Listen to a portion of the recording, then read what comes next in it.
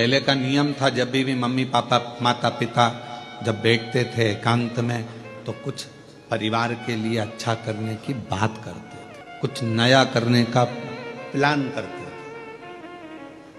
ये मोबाइल ने सारे प्लान फेल कर दिए। पत्नी अपना मोबाइल लेकर बैठी रहती है, रात्रि के समय पति अपना मोबाइल लेकर बैठा रहता है। एक कोने में वो व्हाट्सएप चलाती रहती है, दूसरे कोने में वो गूगल और फेसबुक चलाता रहता है। अब दोनों के आपसी तालमेल कैसे मिलेंगे? विचार तो समाप्ति हो गए।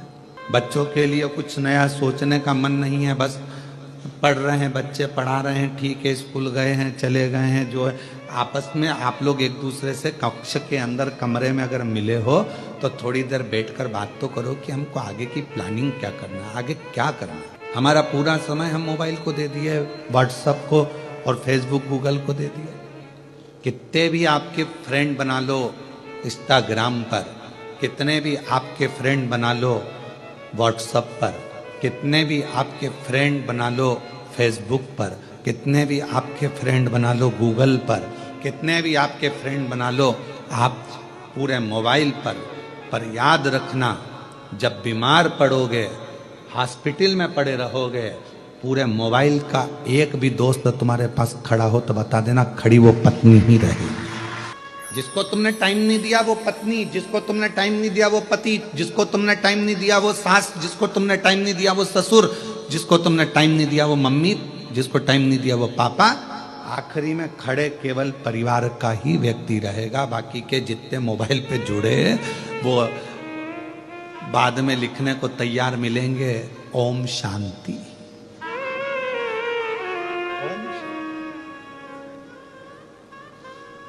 भैया तुम कहां चले गए? बस कितने दिन लिखेंगे? एक दिन, क्योंकि उनको मालूम अब तो कोई इंस्टाग्राम चलाने वाला नहीं, इसका कौन, फेसबुक यूट्यूब, बात खत्म। और हम उनको समय दे रहे हैं जो हमको समय दे ही नहीं पाए। अपने माँ को हमने समय नहीं दिया, पिता को समय नहीं दिया, अपनी पत्नी को समय नहीं दिया, अपने पति को समय नहीं दिया, अपने बच्चों को समय नहीं दिया, अपने भाई बंधु को समय नहीं दिया, और बहन को समय, भाई को समय, इनको समय नहीं दिया, और सबको दिया। दिन भर लगे रहे, दिन भर कि कौन काम आया? एक बार लिख देना मेरे को 5 लाख की जरूरत है, देखिए हम पूरे मोबाइल में से कोई 5 लाख रुपए भेज दे तुमको। 5 लाख भी जान दो, 500 रुपए के लिए लिख दो कि मुझे 500 की जरूरत है, 500 कोई भेज दे तो बात। आप जिसको समय दोगे वो तुम्हें समय देगा। यहां कथा में बैठकर आप फालतू का समय बर्बाद नहीं कर रहे, आप शिव को समय दे रहे हो, शंकर जी को समय दे रहे हो, तो मेरा शंकर भगवान भी तुम्हारी दुख की घड़ी में समय जरूर दे। और क्या चाहिए? एक बच्चा अगर पड़ा हुआ है हॉस्पिटल में, अगर एक माँ पड़ी है, एक पिता हॉस्पिटल में पड़ा है, अंतिम सांसें चल रही है, तो क्या चाहिए उस समय पर? आप क्या बोलोगे डॉक्टर साहब को? डॉक्टर साहब थोड़ा सा देख लो ना, इनका अच्छा समय कर दो ना डॉक्टर साहब, थोड़ा सा समय और मिल जाए ना डॉक्टर साहब, इसको और थोड़ा समय। हम क्या मांग रहे हैं? समय। जब व्यक्ति हॉस्पिटल में पड़ा रहता है, हम भगवान से पैसा नहीं मांगते हैं, अटैची नहीं मांगते, माल नहीं मांगते, प्रॉपर्टी नहीं मांगते, हम उस समय मांगते हैं समय। भगवान इसको, छोटे बच्चे हैं इसके, प्रभु 2-4 साल और निकल जाए, समय दे दो। भगवान भी कहेगा तूने अगर शिव पुराण में समय दिया है तो वो सारा समय मैं तुझे भी दूंगा, क्यों चिंता कर? तूने अगर मेरे मंदिर में समय दिया है, तूने मुझे समय दिया है, तो मैं तुझे दूंगा।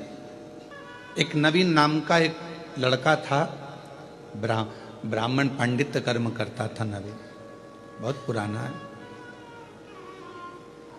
हमारे पास में रहा, फिर बाद में उसने अपने गांव चले गया और वहाँ उसने अपना कार्य चालू कर दिया, पांडित कर्म आदि, पूजन आदि का।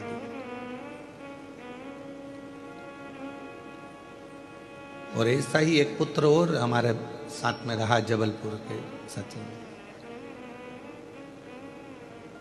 तो वो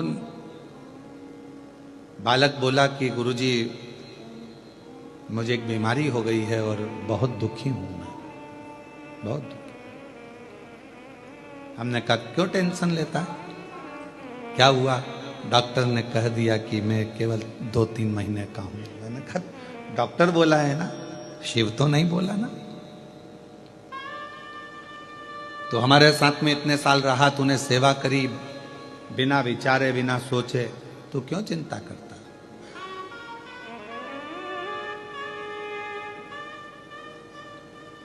क्यों सोचना? तूने उस पर भरोसा करा, उसकी सेवा करी है ना तूने। बीमारी आ भी गई ना, टेंशन मत ले, तूने उसकी सेवा करी है।